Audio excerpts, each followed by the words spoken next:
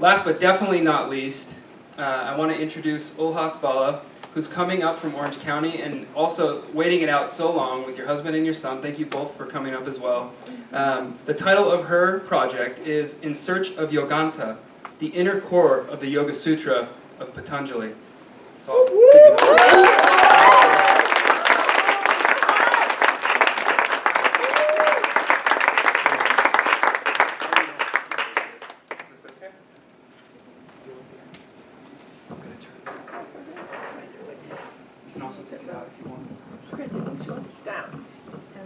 Down. Down. Let's read microphone. See. Yeah.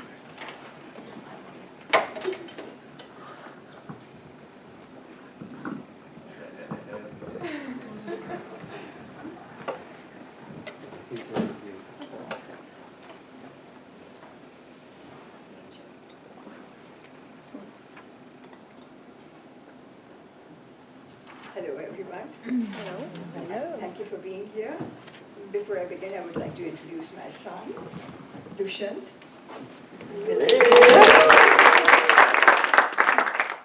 And my co-conspirator in this escapade that we all call life, my husband.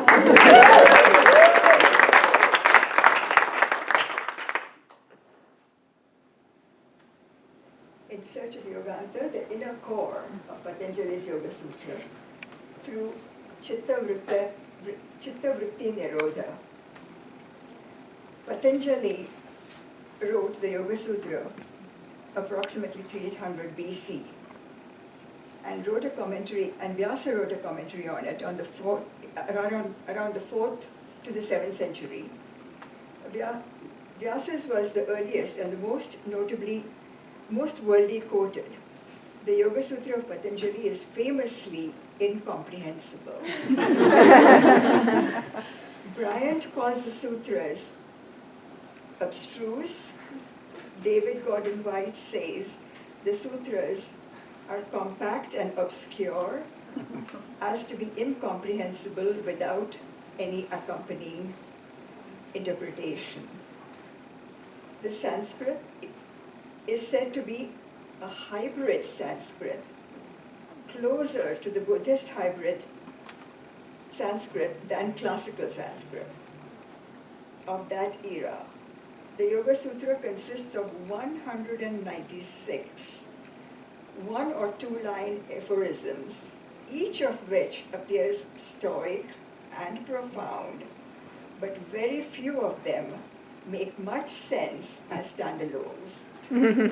They talk more when read in context. David Gordon White writes about there being only 4 verbs in the entire work.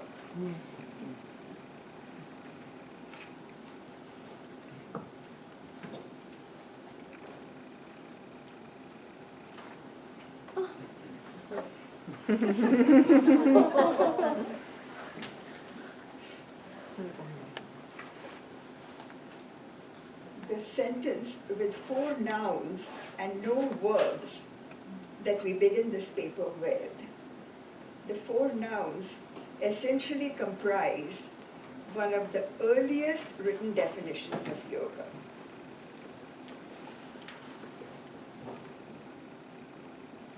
So what is yoga? What is yoganta?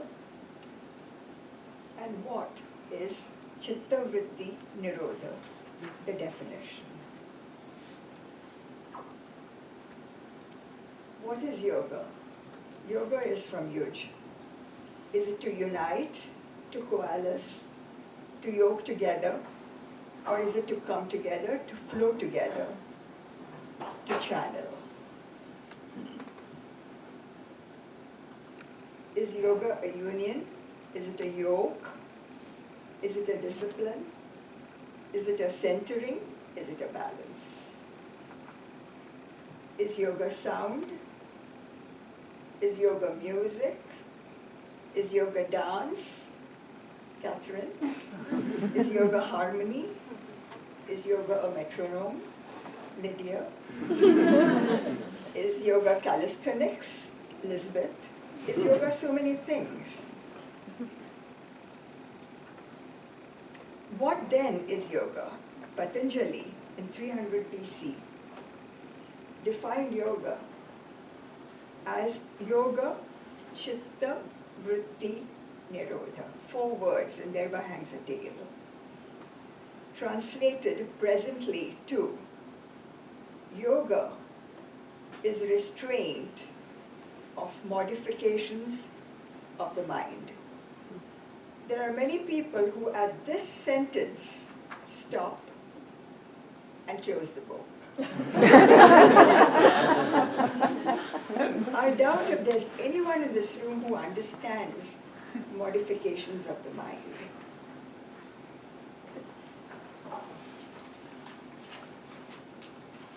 But we move on.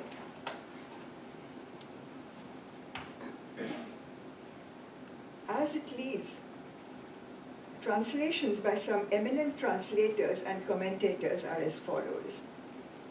Vyasa was the first person who is supposed to have written a commentary on the Yoga Sutra, probably about 300 or 400 years after Patanjali, or Patanjali is supposed to have been Vyasa himself.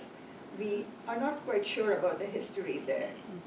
But Vyasa has written a commentary, and after that, I doubt if too many people have even gone back to Patanjali's original Sanskrit.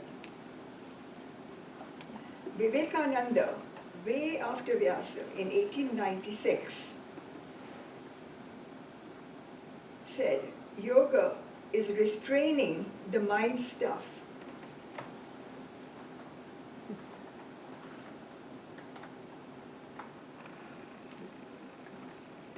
From taking various forms. Hariharananda says, yoga is the suppression of the modifications of the mind. Aliade says, suppression of psychomental states. Feuerstein says, restriction of the worlds of consciousness. Chappell, yoga is the restraint of the fluctuations of the mind. Bryant, yoga is the stilling of the changing states of mind. Most of these have been taken from Vyasa's, from translations from Vyasa. In the state of Maharashtra, this is on the western part of India, in Marathi, which is a direct derivative of Sanskrit, many a difficult child gets scolded. Vritti avar, mind your vritti, which translated means mind your behavior.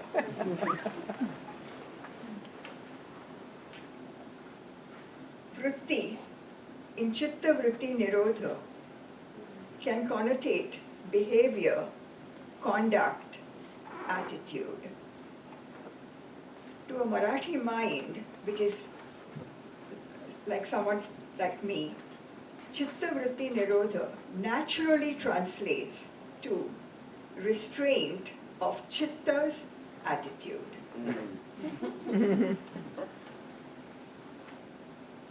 The word vritti, from vrit, to be, to exist, has been translated as modifications of the mind.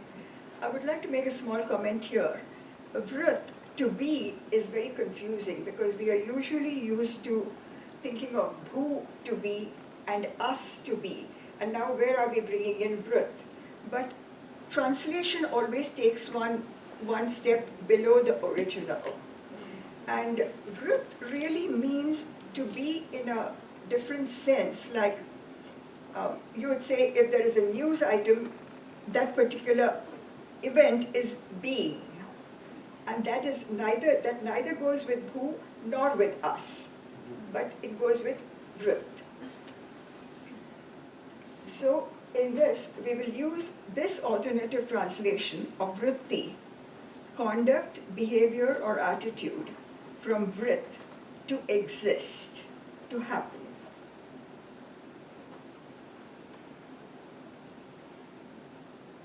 Chitta has been frequently translated to mind.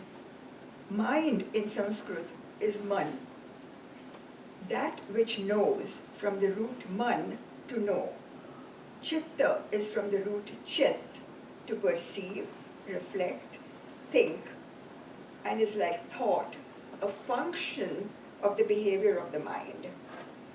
And chitta vritti nirodha then translates to restraint of the behavior of thought, or restraint of a behavior, rather contrived and convoluted. We will try to improve on this.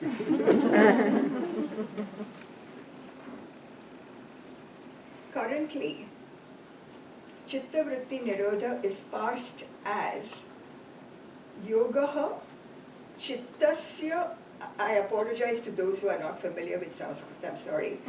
But Yogaha Chittasya Vrittinam Nirodha, which means yoga is Chitta's vritti, is Nirodha of Chitta's vritti. Or yoga is restraint of fluctuations of the mind. The possessive or genitive sense declension is the one that is particular here. Instead of parsing chitta vritti as chittasya vritti or chitta's vritti, chitta vritti, which is the genitive singular of chitta, will grammar allow the parsing of chitta vritti as chittam cha vritti cha, that is chitta and vritti. Like books, or rather, yes, a book's end versus a book and an end. It's not a very good analogy, but close.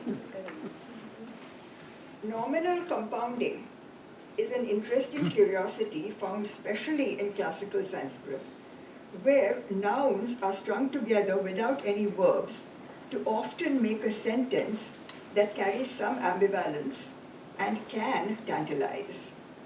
Goldberg calls this compounding one of the most significant and distinctive characteristics of the classical language. It lends density, terseness, sonorousness, subtlety, and power. Consists of two or more nominals fused together to form a new nominal compound, somewhat like horse carriage, basketball, blue bird. There are no case endings after each member, and relationships between the members has to be figured out based on the conventional use and context. Opinions among scholars can differ widely and can provide immense fodder for lively debate in translating. We here offer an alternative parsing and translation of sutra. In that, yoga is chitta and vritti disciplined. Yoga is discipline of thought and conduct. These are the verses in the book that actually have the word vritti, and in my thesis I've gone through most of them, and all of them can fall in with the definition of vritti as conduct. There are some questions. Will this survive the grammatical scrutiny and critique? Will it change any interpretations? Will it make the Yoga Sutra easier to understand? Will the philosophy be more meaningful? And will it change any practices? These are the 4 chapters of the Yoga Sutra of Patanjali. The first one is for peace, the second sadhana is achievement, third is vibhuti, is power, and the fourth is freedom. And these are some translations we've gone through of the first chapter. And in that, yoga as chitta vritti nirodha seems to work. I'll go through these first. And therefore, the question in all of this is it worth going through another interpretation to get a different meaning? Is it going to make a difference? And is it possible to do? The answer, unfortunately, is I'm not yet sure. The first part, no, it is. It still remains inscrutable. I went through the entire first chapter, and I thought we were getting somewhere, but the last few verses were still very, very difficult. So there's a long way to go. Thank you.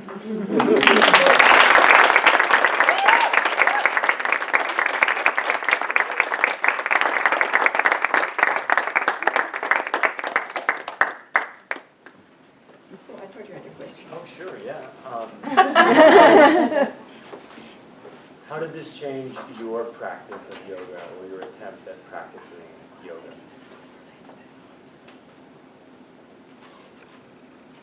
It got me to understand yoga as something not merely connected with the mind, but with behavior. And when I went through the Yoga Sutra, actual Yoga Sutra, I found it addressing more the conduct part of one's life than the mindful part of our lives. And when it was one from another, it really didn't make sense. It makes much more sense now. It's more balanced. Cool. No pun intended. Lori?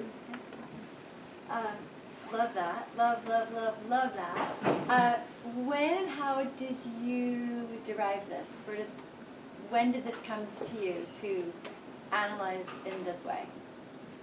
When did it come to? Yeah, when did you come up with this translation, this interpretation, or how did that come to you?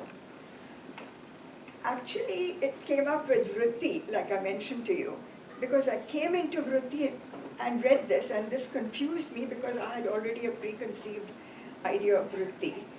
And then over a tea table, we were talking about it, and somebody said instead of yoga being the vritti of chitta, why can it not be chitta and vritti? And suddenly it made sense. But the Sanskrit is very, very difficult to translate. It's like unbelievable. There are just no verbs. So you do not know which is the subject, which is the object.